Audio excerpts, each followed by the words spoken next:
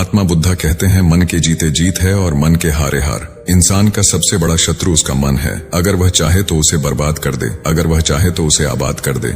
नमस्कार दोस्तों, स्वागत है आपका हमारे इस YouTube चैनल में।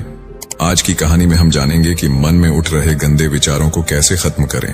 दोस्तों, हमारे मन में गंदे विचार क्यों आते हैं? हम नहीं चाहते, लेकिन फिर भी हमारे मन में गंदे विचार आते रहते हैं। लेकिन मन हमारा सबसे बड़ा दोस्त और मन ही सबसे बड़ा दुश्मन क्यों है? जब हम अपने मन की बात मानते हैं तो हमारा मन ही हमारा नेतृत्व करता है, और जब हम मन को संतुलित कर लेते हैं तो हम अपने जीवन में हर चीज का ध्यान रखते हैं। हम अपने मन में आने वाले गंदे विचारों को रोकने की कोशिश करते हैं, लेकिन जितना अधिक हम रोकते हैं उतना ही ये विचार हमारे अंदर प्रवेश करते हैं। जितना अधिक आप किसी चीज से दूर भागते हैं, वह चीज आपको अपने पास ले जाएगी। इसलिए उस चीज से दूर मत भागिए, उस पर संतुलन बनाए रखिए। एक बार एक व्यक्ति गौतम बुद्ध के पास आया और गौतम बुद्ध से बोला कि हे बुद्ध, मेरे मन में इतने गंदे विचार क्यों आते हैं? मैं नहीं चाहता कि मेरे मन में गंदे विचार आए, पर मेरे मन में हमेशा काम वासना के विचार चलते रहते हैं और मैं इनके बारे में सोच सोच कर बहुत परेशान रहता हूँ। मेरी ऊर्जा और समय यह सब सोचने में ही नष्ट हो जाता है, और इन सब के विचारों की वजह से मैं कभी भी शांत नहीं रह पाता हूँ, और मैं हमेशा ही स्त्रियों को देखकर मोहित हो जाता हूँ। अपने आप को रोक ही नहीं पाता हूँ। बुद्ध मुस्कुराए और उन्होंने उस व्यक्ति से पूछा, क्या तुम्हें पता है यह काम वासना होती क्या है? फिर उस व्यक्ति ने उत्तर दिया और कहा, बुद्ध, मैं यह तो नहीं जानता कि काम वासना होती क्या है, पर हाँ, ये जो भी है बहुत बुरी चीज है। फिर बुद्ध ने उस व्यक्ति से कहा कि सबसे पहले तो तुम्हें यह समझना है कि प्राकृतिक रूप से जो भी चीज हमारे अंदर है वह बुरी नहीं है। हमारे जीवन में उसकी कुछ ना कुछ जरूरत है। वासना कोई बुरी बात नहीं है। यह तो हमारे मन की एक भावना है जो हमें किसी न किसी चीज की कमी का एहसास करवाती है, और फिर हम उस चीज को पाने के लिए उस चीज की तरफ आकर्षित हो जाते हैं। जैसे अगर तुम्हारे पास धन की कमी है तो तुम्हें धन पाने की वासना उत्पन्न हो जाएगी। तो वासना कुछ और नहीं, बस एक प्रकार की कमी है जो कि एक प्रकार की जरूरत का एहसास है, और जब ये जरूरत शारीरिक हो तो हम इसे काम वासना कह देते हैं। उस व्यक्ति ने गौतम बुद्ध को कहा कि बुद्ध, मुझे काम वासना का मतलब तो समझ में आ गया, पर आप मुझे ये बताइए कि यह आती कहां से है और कैसे आती है? गौतम बुद्ध ने कहा कि काम वासना कहीं से आती नहीं है, ये तो हमारे अंदर ही होती है, और इसका होना तो जरूरी भी है, तभी तो मानव जाति का विस्तार होगा। उस व्यक्ति ने कहा, जब यह हमारे अंदर ही है और जरूरी भी है तो फिर लोग इसे गलत क्यों बोलते हैं?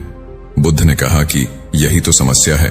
लोगों ने काम वासना को गलत तरीके से सोच लिया है, इसे छिपाने की और दबाने की कोशिश करते हैं। काम वासना गलत नहीं है, बल्कि काम वासना का गलत तरीके से प्रयोग करना गलत बात है। लोग जिससे प्रेम करते हैं बस उसी के लिए जीने लग जाते हैं, उसे पाना ही अपना लक्ष्य बना लेते हैं और उसी के बारे में हमेशा सोचते रहते हैं, पर यह सब गलत है। बुद्ध ने उस व्यक्ति से कहा, क्या तुम्हें पता है जानवरों में भी काम वासना होती है? उस व्यक्ति ने उत्तर दिया, हाँ बुद्ध, जानवरों में भी काम वासना होती है, क्योंकि जानवर भी तो आखिर अपनी पीढ़ी को आगे बढ़ाएंगे। बुद्ध ने कहा, तो फिर हम जानवरों की काम वासना को गलत क्यों नहीं कहते हैं?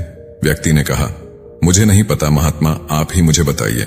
गौतम बुद्ध ने कहा कि जानवर अपनी काम वासना का प्रयोग आनंद प्राप्ति के लिए नहीं करते, वह तो सिर्फ संतान उत्पन्न करने के लिए काम वासना का उपयोग करते हैं। जानवरों को प्रकृति ने इतनी समझ नहीं दी कि वह काम वासना को अपने सुख का आधार बना सके, जबकि मनुष्य अपनी समझ के बलबूते पर प्रकृति में पाई जाने वाली प्रत्येक वस्तु को अपने सुख के लिए अपने प्रयोग करता है। हम इंसानों ने ही काम वासना को अपने सुख का साधन बना लिया है, जबकि प्रकृति ने तो हमें अपने वंश को आगे बढ़ाने के लिए दिया था, लेकिन इंसानों ने इसे अपने जीवन का परम लक्ष्य बना रखा है, और इस तरह से काम वासना का बेलगाम हो जाना गलत है। उस व्यक्ति ने पूछा, महात्मा जी, ये काम वासना हम पर हावी क्यों होती है और क्यों यह बेलगाम हो जाती है? तब गौतम बुद्ध ने कहा कि सुनो, अब जो मैं तुम्हें बताऊंगा उसे तुम ध्यानपूर्वक सुनना। काम वासना का सारा खेल तुम्हें समझ आ जाएगा, तुम्हें तुम्हारे सारे सवालों का जवाब मिल जाएगा, बस तुम्हें ध्यान से सुनकर समझना है। फिर गौतम बुद्ध उस व्यक्ति को बताना शुरू करते हैं। एक बार की बात है, एक आश्रम में गुरु और उनके शिष्य रहा करते थे, जिससे रोजाना आश्रम के बाहर स्थित गांव में भिक्षा लेने के लिए जाते थे। उस आश्रम का एक शिष्य जिस गांव में भिक्षा लेने जाता था, उसे रास्ते में एक नदी पद्धति थी, जिससे रोज उसी रास्ते से भिक्षा लेने जाता था। एक दिन उसे ने देखा कि एक लड़का पेड़ के पीछे छिपा है। वह उस लड़के के पास गया और उससे जाकर बोला, भाई तुम इस पेड़ के पीछे छिपकर क्या देख रहे हो? लड़के ने कहा, अरे तुझे नहीं दिख रहा क्या कि मैं क्या देख रहा हूं? तब शिष्य ने नदी की तरफ देखा तो वहां पर कुछ लड़कियां पानी भर रही थीं। वो लड़कियां 14-15 साल की थीं। तब शिष्य ने उस लड़के से कहा, अरे भाई वहां पर तो लड़कियां पानी भर रही हैं, इसमें छिपकर देखने वाली क्या बात है? तब वो लड़का शिष्य की तरफ देखकर उससे कहता है, अरे पागल तुम्हें दिखाई नहीं दे रहा? यह परी कैसे नदी से पानी ला रही है? जरा उनकी अदाओं को तो देखो, उनके कोमल शरीर को देखो, उनकी पतली कमर मटके को उठाते समय बल खाती है और उनके बाल उनकी कमर पर कैसे लहरा रहे हैं, मानो सुंदरता बिखरी पड़ी हो। उसने फिर से नदी के किनारे देखा और इस बार वह नदी के किनारे देखता रहा। अब कुछ भी दिखाई नहीं दे रहा था और वह बिल्कुल निडर था। उसे किसी भी चीज का कोई डर नहीं था। लेकिन अब वो छिपने लगा और उन लड़कियों को देखने लगा जैसे उसने कोई अपराध कर दिया हो। और जब वो छिपकर उन लड़कियों को देख रहा था तभी वो अचानक अंदर से कौंप गया और उसने कहा कि ये मैं क्या कर रहा हूं? मैं जो कर रहा हूं वो सही नहीं है, मुझे यहां से चले जाना चाहिए। और फिर वह जल्दी से वहां से चला गया। वो आश्रम पहुंच जाता है। आश्रम जाकर वो अपने कार्यों में लग गया। लेकिन जो अभी वह देख कर आया था वही उसकी आंखों के सामने बार बार आ रहा था। उसके मन में वही दृश्य चल रहा था। उसका दिमाग सब कुछ देखने के लिए संघर्ष कर रहा था। उसका किसी भी काम में मन नहीं लग रहा था। सुबह होते ही वह रोज जल्दी ही भिक्षा के लिए आश्रम से निकल जाता था और उस नदी के पास वाले पेड़ के पास जाता था जहां पर वह लड़का पहले से मौजूद रहता था। उसके साथ मिलकर लड़कियों को छुप छुप कर देखता था। अब वह ऐसा रोज करने लग गया। यह उसके रोज का काम हो गया। अब उस शिष्य का मन किसी भी काम में नहीं लगता था। वो हमेशा ही किसी न किसी प्रकार के विचार में उलझा रहता था। वो आश्रम के कार्यों को भी ठीक ढंग से नहीं कर पा रहा था। न वो ठीक से सो पाता था, न वो ठीक से खाना खा पाता था। उसका मन बेचैन सा रहता था। उसका मन बार बार उन लड़कियों की खूबसूरती देखने को मचलता था। जब गुरु भिक्षा दे रहे थे तब भी उनका मन किन्हीं अन्य विचारों में खोया हुआ था। गुरु ने अपने शिष्य की इन हरकतों को समझ लिया था। फिर एक दिन गुरु ने शिष्य को अपने पास बुलाया और कहा कि आज से मैं भी तुम्हारे साथ भिक्षा मांगने चलूंगा। आप और मैं एक साथ भिक्षा मांगने जाएंगे। तभी शिष्य गुरु को मना करते हुए बोला, नहीं गुरुदेव, आप परेशान क्यों हो रहे हो? मैं अकेला ही ठीक से भिक्षा मांग सकता हूं। गुरु ने शिष्य से कहा कि ठीक है, तुम अकेले ही भिक्षा मांगने जाओ। जिससे वह तुरंत भिक्षा मांगने निकल पड़ा। सभी लोग उसे देखने के लिए उसके पीछे पीछे चलने लगे। थोड़ी दूर जाने पर गुरु ने देखा कि उनका शिष्य एक अपराधी की तरह एक लड़के के साथ पेड़ के पीछे छिपा हुआ है और छिपकर कुछ देख रहा है। गुरु भी अपने शिष्य के पीछे जाकर खड़े हो गए। उसका शिष्य क्या देख रहा है जिसे देखने के लिए वह एक अपराधी की तरह पेड़ के पीछे छिपा हुआ है? गुरु ने देखा कि उसका शिष्य पेड़ के पीछे छिपकर नदी से पानी ले रही लड़कियों को देख रहा है। तब गुरु ने शिष्य से कहा, क्या देख रहे हो? अपने गुरु की आवाज सुनकर वह डर गया और उसके पसीने छूटने लगे। वह ऐसे कांपने लगा जैसे उसने किसी चोर को चोरी करते समय पकड़ लिया हो। उसकी हालत खराब हो गई। वो कुछ भी नहीं बोल पा रहा था। दूसरा जो शिष्य के साथ था वो वहां से भाग गया। उसके मुंह से कुछ टूटे फूटे शब्द ही बाहर निकल रहे थे। वो अपने गुरु से नजर भी नहीं मिला पा रहा था। गुरु ने शिष्य की तरफ देखा और कहा कि मेरा शिष्य तो निर्भय था, उसे तो किसी भी चीज का डर नहीं था, लेकिन ये क्या, तुम तो भय के मारे कांप रहे हो। शिष्य ने गुरु से कहा कि मुझे माफ कर दो गुरुदेव, मेरा इसमें कोई दोष नहीं है। उस लड़के ने मुझे बहका दिया था, लेकिन आपसे मैं वादा करता हूं कि आज के बाद मैं ऐसा कभी दोबारा नहीं करूंगा। मुझे माफ कर दो गुरुदेव। गुरु ने शिष्य से कहा कि कोई बात नहीं, पर इस बात का तुम ध्यान रखना कि हम जैसी संगति करते हैं वैसा ही फल हमें प्राप्त होता है। हम जैसी संगति करते हैं उसके विचार हमारे अंदर प्रवेश करते हैं। इसीलिए अच्छी संगति करो जिससे तुम्हारे अंदर अच्छे विचारों का प्रवेश हो।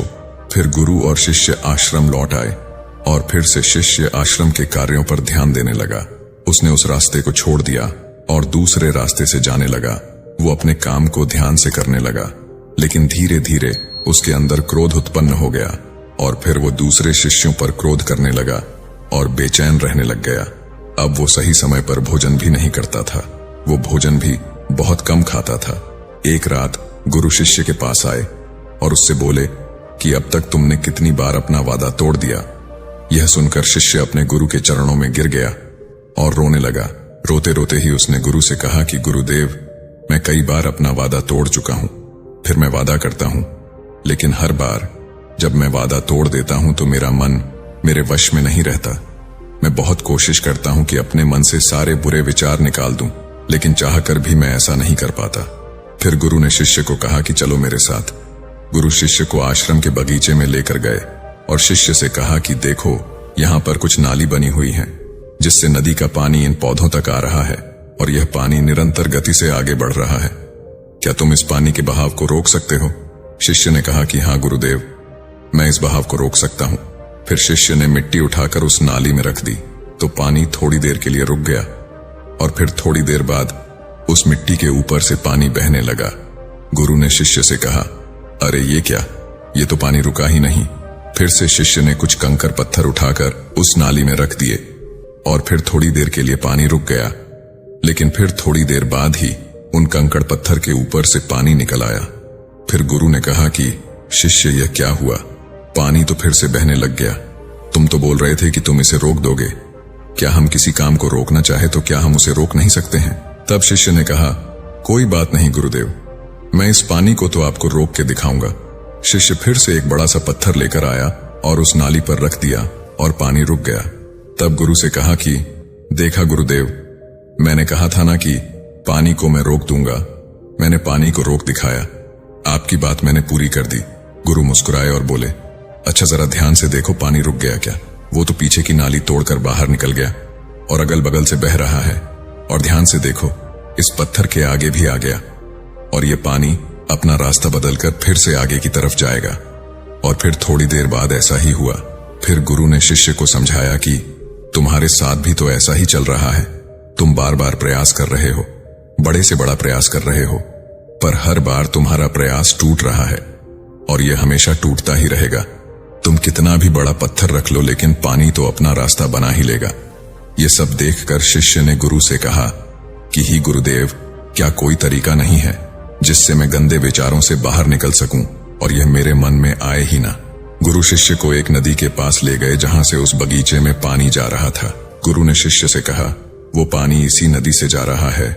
अगर हम यहीं से उस रास्ते को बंद कर दें जहां से पानी बगीचे में जा रहा है, तब क्या हम पानी को रोक नहीं सकते? शिष्य ने कहा कि हाँ गुरुदेव, अवश्य ऐसा हो सकता है। मैं इस पानी को यहीं से बंद कर देता हूं, तब आगे की नाली में पानी जाएगा ही नहीं और फिर बगीचे में पानी जाएगा ही नहीं। फिर शिष्य नदी से जाने वाले रास्ते को बहुत मेहनत करके पत्थर और मिट्टी डालकर बंद कर दिया और गुरु से कहा कि गुरुदेव, मैंने पानी को बंद कर दिया है, अब यह पानी बगीचे में जाएगा ही नहीं। तब गुरु ने कहा, शिष्य, अगर पानी बगीचे में नहीं जाएगा तो पेड़ पौधों को पानी कहां से मिलेगा? उन पेड़ पौधों को तो पानी की आवश्यकता है और उन पेड़ पौधों में कुछ पेड़ पौधे तो ऐसे हैं जिनको रोज पानी की आवश्यकता है। वह तो मुरझाकर सूख ही जाएंगे, उनका क्या होगा? पानी तो हमें खोलना ही होगा। शिष्य ने गुरु की बात सुनकर वापस नदी से जाने वाले पानी का रास्ता खोल दिया। तब गुरु ने शिष्य से पूछा, शिष्य, अगर हम इस नदी के पूरे पानी को बगीचे की तरफ मोड़ दें तो क्या होगा? तब शिष्य ने जवाब दिया कि गुरुदेव, वहां पर जितने भी पेड़ पौधे हैं वो गलकर नष्ट हो जाएंगे, वहां पर कुछ नहीं बचेगा। फिर गुरु मुस्कुराए और बोले, तुम इस बात को समझो कि हमें किसी भी चीज को रोकना नहीं है, बस हमें हमेशा संतुलन बनाए रखना है। कम पानी से भी पौधे नष्ट होते हैं और ज्यादा पानी से भी पौधे नष्ट होते हैं। हमारा जीवन संतुलन से ही चलता है। गुरु ने शिष्य से कहा कि अगर मैं तुम्हें कुछ कहूं कि तुम आम के बारे में मत सोचो, तो तुम्हारे मन में सबसे पहले किसका चित्र आएगा? शिष्य ने कहा कि गुरुदेव, मेरे मन में तो पहला चित्र आम का ही आएगा। गुरु ने कहा कि जब हम गंदे विचारों को जबरदस्ती रोकने का प्रयास करते हैं तो वह और मजबूती के साथ हमारे अंदर प्रवेश करते हैं, हमारे अंदर उठते हैं। इसलिए हमें उन्हें कभी भी दबाने की कोशिश नहीं करनी चाहिए। तब गुरु शिष्य के पास गए और बोले कि बुरे लोगों की संगति के कारण भी हमारे अंदर गंदे विचार आते हैं। कभी कभी ऐसा होता है कि हमारे अंदर कामुकता नहीं होती, लेकिन कुछ अश्लील लोगों के साथ रहने के कारण वह हम पर हावी हो जाती है। तब शिष्य ने कहा कि गुरुदेव, आप सही कह रहे हैं, मैं अपने लक्ष्य से भटक गया था। तब वह शिष्य रात को बहुत शांति से सोया, सुबह पूरे मन से अपना काम किया और फिर सुबह वही भिक्षा लेने चला गया जहां वह लड़का आज भी पेड़ के पीछे छुपकर उन लड़कियों को देख रहा था। वो शिष्य नदी पर गया जहां वह लड़कियां पानी भर रही थीं। उसने उन लड़कियों से पानी मांगा। उन लड़कियों में से एक लड़की ने उसे पानी पिलाया और उस सन्यासी शिष्य के चरण छुए। शिष्य ने उसे आशीर्वाद दिया कि तुम्हारा कल्याण हो। शिष्य का मन सकारात्मक ऊर्जा से भर गया। उसके चेहरे पर मुस्कान आ गई थी, जैसे उसे कोई खोई हुई चीज वापस मिल गई हो। वह अपने रास्ते पर वापस जाने लगा। तभी पीछे से वह लड़का आया जो पेड़ के पीछे छिपा था। वह शिष्य के पास आया और बोला कि क्या बात है, आज तो तुमने करीब से देखा है, आप तो मुझसे आगे निकल गए। तब शिष्य ने कहा कि हम हमेशा दूसरे के दर्शन करने में ही व्यस्त रहते हैं, अपने दर्शन कर ही नहीं पाते। तुम कब तक इस पेड़ के पीछे छुपते रहोगे? किसी को पसंद कर लो, उससे बोल दो। अगर वो भी तुम्हें पसंद करती है तो शादी कर लो, और उससे पहले तुम कुछ बन जाओ। अपने आप को पहचान लो। ऐसे अपना समय बर्बाद मत करो।